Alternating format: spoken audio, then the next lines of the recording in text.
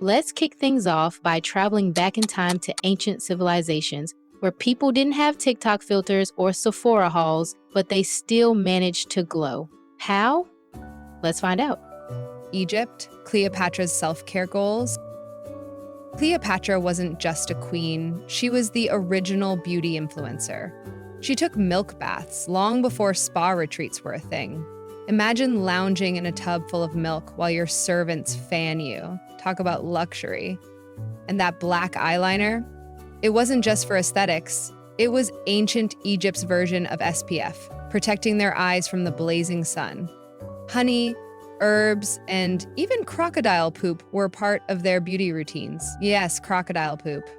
Who knew skincare could be so wild?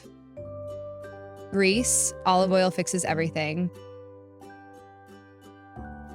Greeks believed beauty was all about balance and harmony.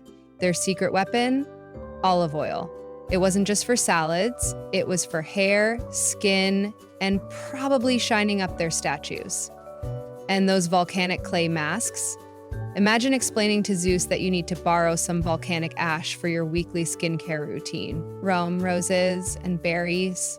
Romans were all about their spa days. They loved thermal baths, rose petal infusions, and wine on their lips.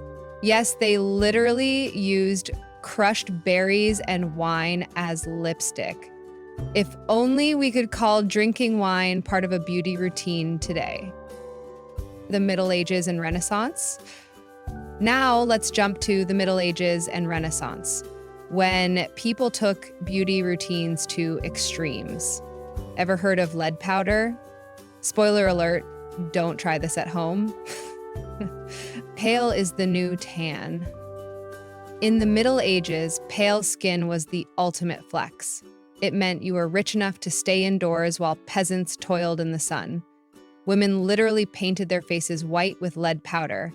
Sure, it was toxic, but hey, at least they looked fancy right before they fainted. Renaissance rouge. By the Renaissance, things got a little more colorful.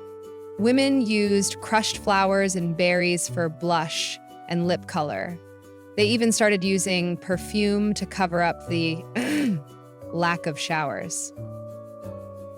Fun fact.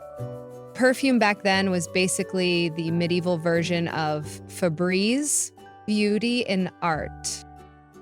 Renaissance paintings glorified beauty with soft skin, flowing hair, and glowing complexions. If you didn't fit the standard, no problem. Just have an artist paint you thinner. Renaissance filters, anyone? The 18th and 19th centuries.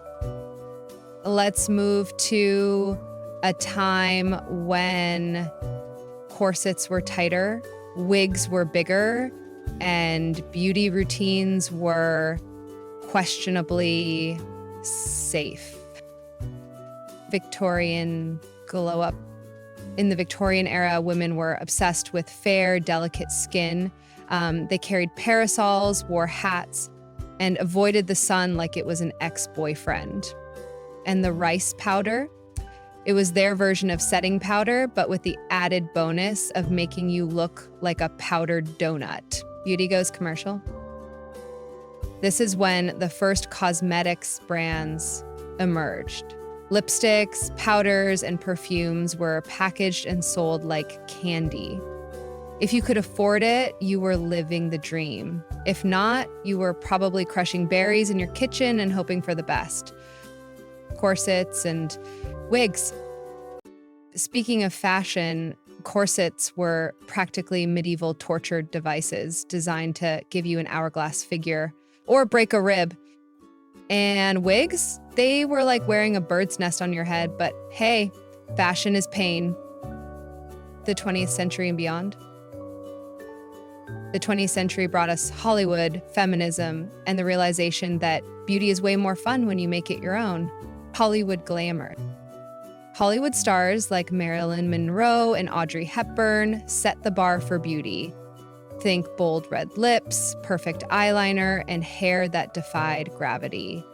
Everyone wanted to look like their favorite actress, even if it meant spending hours in front of a mirror. Basically, the original influencers. The natural beauty movement. Then came the 60s and 70s, when people ditched the heavy makeup for a more natural look. Think flowers in your hair, minimal makeup, and embracing your flaws. It was the era of you do you, unless you were still using lead powder. Hopefully not. Modern day diversity. These days, the beauty industry is all about inclusivity. Whether you love bold makeup or a bare face, there's something for everyone. Social media has turned everyone into a beauty guru, and trends change faster than you can say contour. Timeless beauty secrets, finally. Let's talk about the tips that have stood the test of time. Because some things never go out of style. Drink water. Lots of it. Every beauty expert ever has said it. Drink water. It's the cheapest skincare product you'll ever find. Just don't expect it to fix your bad decisions from last night. Natural ingredients are your best friend. Aloe vera, turmeric, honey. These are the MVPs of beauty routines. They've been used for centuries and are still killing the game. And they don't come with a 15-step skincare routine or a $100 price tag. Embrace your unique beauty. Here's the truth. No one looks like the airbrushed photos on Instagram. Real beauty is about confidence, and nothing beats rocking your quirks. Freckles? Love them. Curly hair? Flaunt it. Beauty is what makes you, you. And that's it, folks. From Cleopatra's luxurious milk baths to Victorian women dodging sunlight like vampires, we've explored the wild and wonderful journey of beauty through the ages. If this has taught us anything, it's that humans have always been creative and occasionally reckless in their pursuit of looking fabulous. So whether you're slathering on olive oil like a Greek goddess or just trying to master your winged eyeliner without stabbing your eye out, remember this. Beauty trends come and go, but confidence?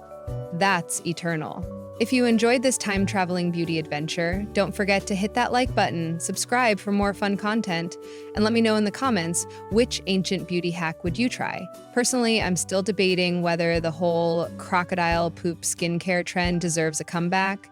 Spoiler, it doesn't. Until next time, stay gorgeous, stay confident, and maybe stick to beauty tips that don't involve lead or donkey milk. See you soon.